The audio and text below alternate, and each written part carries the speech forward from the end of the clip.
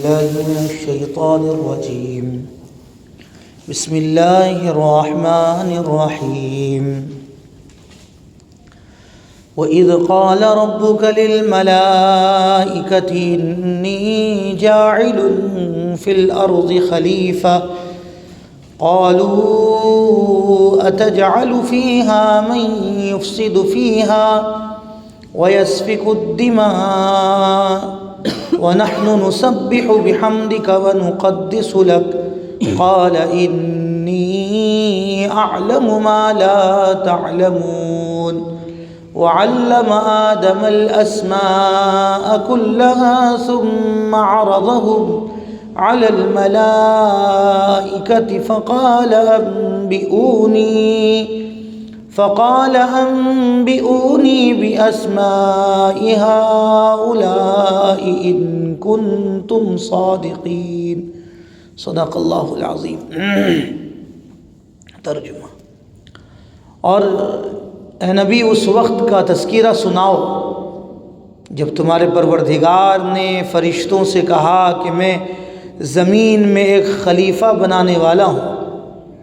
تو وہ کہنے لگے کیا آپ زمین میں ایسی مخلوق پیدا کریں گے جو اس میں فساد مچائے گی، خون خرابہ کرے گی؟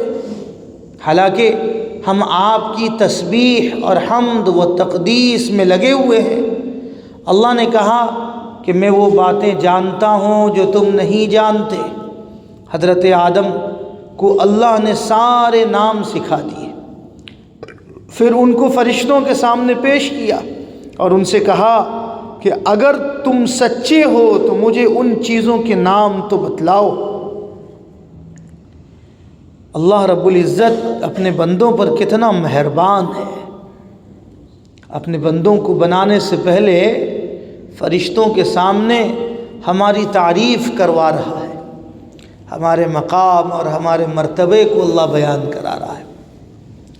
فرشتے جو عبادت میں، جو ہر چیز میں، ریاضت میں انسان سے کہیں زیادہ آگے، لیکن اس کے باوجود بھی مقام دے رہا ہے اللہ انسان کو. مرتبہ اللہ فرشتوں سے زیادہ انسانوں کو دے رہا ہے، ایمان والوں کا دے رہا ہے. اور کتنے پیارے انداز میں کہہ رہا ہے وَإِذْ قَالَ رَبُّكَ، اے نبی آپ تذکرہ سناؤ کہ فرشتوں کے ساتھ رب العالمین نے اس انسانوں کے تعلق سے کیا بات کی ہے، کیا کہا ہے فرشتوں کو. اس انسانوں کے تعلق سے کیا کہا کہ میں اپنے زمین میں خلیفہ بنانے والا ہوں. خلیفہ کس کو کہتے ہیں؟ اپنا نائب، اپنے بعد کسی کو مقرر کر دینا، اسی کو خلیفہ کہتے ہیں. مفسرین نے اس کے بہت سارے ترجمے نکالے. خلیفہ کا مطلب یہ بھی آتا ہے کہ بادشاہ. خلیفہ کا ایک مطلب یہ بھی آتا ہے کہ بہترین لوگ.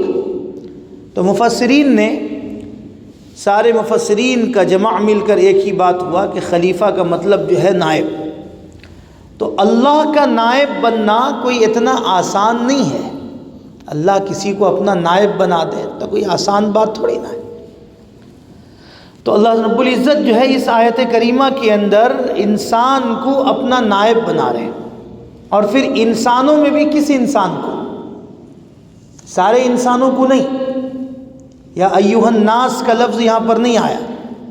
یہاں جو لفظ آیا ہے جاعل فی الارض خلیفہ، کہ میں نے زمین میں ایک خلیفہ بنانے والا ہوں.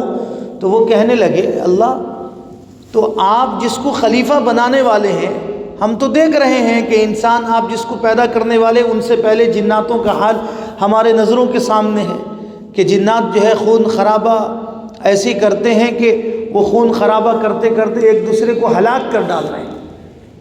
اور واقعتاً انسانوں کے پیدا ہونے سے پہلے جناتوں کا حال یہ تھا کہ جنات جو ہے ذرے ذرے باتوں پہ لڑائی کرتے تھے، ذرے ذرے باتوں پہ. یہ جو شیطان ہے نا، یہ شیطان اس کے بھی ماں باپ تھے، اور اس کے ماں باپ، اس پوری تفصیل ہے اس کے ماں باپ جو ہے بہت بڑے جنگجو تھے، اتنے بڑے لڑاکو تھے کہ اس کی ماں بھی بہت بڑی لڑاکو تھی اور اس کا باپ بھی بہت بڑا لڑاکو تھا۔ تفسیر میں لکھا ہوا ہے کہ اتنا لڑتے تھے کہ یہ دونوں مل کر کئی لاکھوں کروڑوں جناتوں کو انہوں نے ہلاک کر ڈالا ہے، دونوں ماں باپ مل کر۔ اب جب یہ پیدا ہوا تو اس کے پیدا ہونے کے چند دنوں کے بعد میں اس کی ماں کو جو ہے مار ڈالا گیا۔ باپ تو پہلے سے چلا گیا لڑتے لڑتے، اب ماں بھی مر گئی۔ اب جب ماں مر گئی تو اس کی معصومیت کو دیکھ کر فرشتوں کو ترس آیا کہ جناتوں کے اندر یہ حال ہے کہ بھئی ایک دوسرے کو اتنا لڑتے ہیں، اتنا مارتے ہیں کہ اب کیا ہوگا۔ اب اس کی ماں بھی چلی گئی دنیا سے، اب یہ معصوم بچہ۔ تو فرشتوں نے اللہ رب العزت سے سوال کیا تھا، فریاد کیا تھا کہ پروردگار یہ وہ معصوم بچہ ہے جس کے ماں باپ لڑتے لڑتے چلے گئے، خون ریزی ہوتے ہوتے چلے گئے، اے پروردگار اس معصوم کو ہمیں پرورش کرنے کا حکم دیجیے۔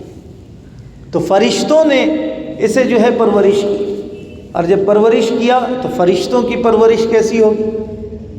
تو دنیا نے دیکھا کیسی پرورش تھی کہ ساری علوم اس کے اوپر ڈال دیا گیا، اتنا علوم دے دیا گیا کہ ایک وقت آیا کہ فرشتے بیت المقدس کے اندر جو نماز پڑھ کر نکل رہے تھے، ظہر کی نماز یا پھر جو اس وقت کی جو نماز تھی، جو بھی نماز تھی اس وقت کی، وہ نماز پڑھ کر جب فرشتے نکل رہے تھے تو فرشتے بیت المعمور، جو آسمان میں جو مسجد ہے، جو بیت اللہ کے اوپر بالکل سیدھے میں، جس کی مفسرین نے لکھا ہے جس کی تشریح کو، بیت المعمور سے جب نماز پڑھ کر نکل رہے تھے تو فرشتوں کے نکلنے میں اختلاف پیدا ہوا کہ مسجد سے، اللہ کے گھر سے کس طرح سے نکلا جائے، قدم کو کیسا اٹھایا جائے اور خدا کے گھر کی تعظیم کس طرح سے کی جائے۔ تو اس پر فرشتوں کا اختلاف ہوا، علمی اختلاف۔ اس لیے کہتے ہیں کہ علماء کی علمی اختلاف امت کے لیے رحمت ہے۔ علماء اگر علمی اختلاف کرتے ہیں، علماء کسی مسئلے پر اگر اختلاف کرتے ہیں تو عوام کو چاہیے کہ اس مسئلے پر انگلی نہ اٹھائے۔ علماء کا علمی اختلاف امت مسلمہ کے لیے رحمت ہے، باعث رحمت ہے۔ تو وہاں ان فرشتوں نے علمی اختلاف کیا۔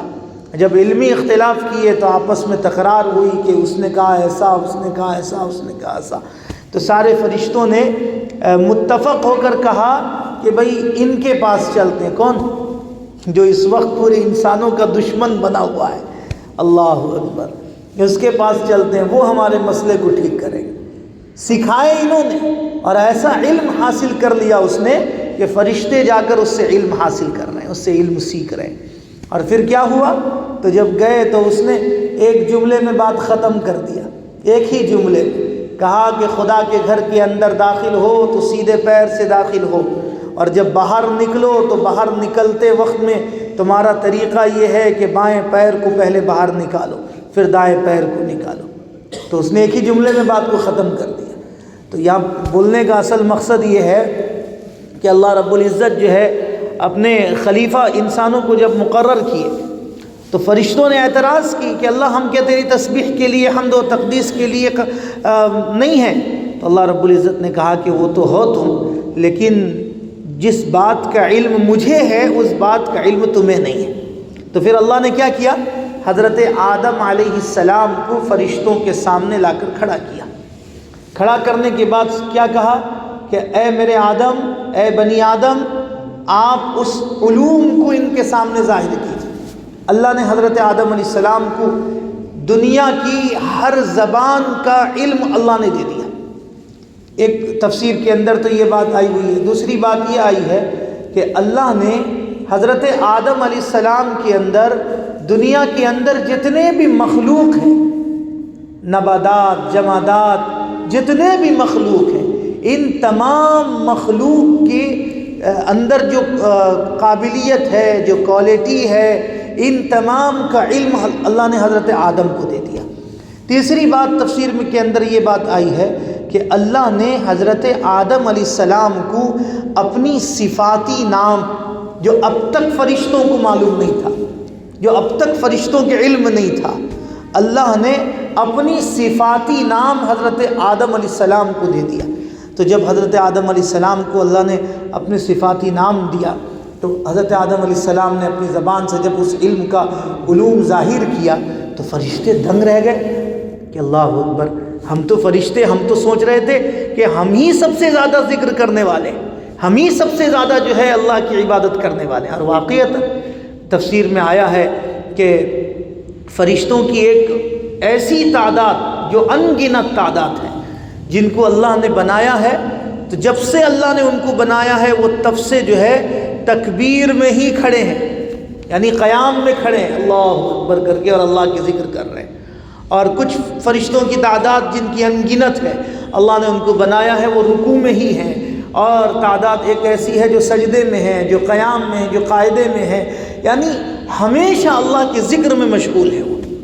تو اتنی بڑی تعداد، اب وہ اپنے آپ کو سوچ رہے تھے کہ ہم جو ہے سب سے زیادہ اللہ کی ذکر کر رہے ہیں، ہم سب، ہمارے اندر سب سے زیادہ اللہ کی وحدانیت اور اللہ کی ربوبیت کا علم ہے۔ تو جب حضرت آدم علیہ السلام نے ان علوم کو اپنی زبان سے ظاہر کیا تو فرشتے خاموش ہو گئے، اب فرشتے دب گئے، فرشتے چپ چاپ ہو گئے، کہنے لگے نہیں اللہ، جو آپ کو معلوم ہے وہ ہمیں معلوم نہیں ہے۔ اب اللہ رب العزت آگے آیتوں میں بتاتا ہے کہ انسان کا مقام کیا ہے۔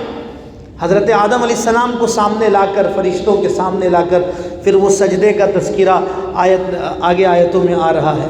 پھر اس کے بعد میں اللہ نے حضرت آدم علیہ السلام کے اندر کیا کیا کمالات کو ڈالا وہ اگلی آیتوں میں آ رہا ہے۔ یہاں بات کو سمجھنا یہ ہے کہ اللہ نے انسان کے مقام کو کیوں بلند کیا ہے، اس کی وجہ کیا ہے بلند کرنے کا، کچھ تو وجہ ہوگی نا۔ میں کسی کی تعریف کر رہا ہوں تو اس تعریف کا کچھ نہ کچھ مقصد ہے، یا یہ ہے کہ اس کے اندر یہ کوالٹی ہے تبھی اس کی تعریف کو بیان کر رہا ہوں میں۔